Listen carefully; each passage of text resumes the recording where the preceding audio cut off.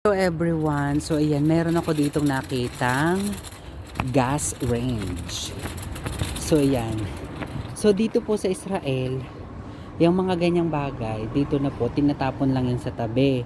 Tapos kung sinong gustong pumick up everyone ng mga ganitong gamit is pipick up. Pero mostly ang na-pick up po niyan is mga yung mga Arab. And then, binibenta rin po nila yan kung tutuusin doon sa kanilang area kasi nga, mura lang din nilang binibenta yan. Pero yan ang alam ko, sira lang naman dyan is ito lang namang yang pihitan. Pero yan ay nagana pa kung tutuusin. 'Di ba? Dito talaga ganyan po, dito nila tinatapon sa labas. At kung sinong gustong kumuha, ay kuhanin na everyone. So, 'di ba sayang din yan. Kung sa atin yan, hindi yan itatapon. Talagang ipapagawa at ipapagawa pa rin po yan sa atin itong gas range na ito. So yun lang everyone. Thank you so much.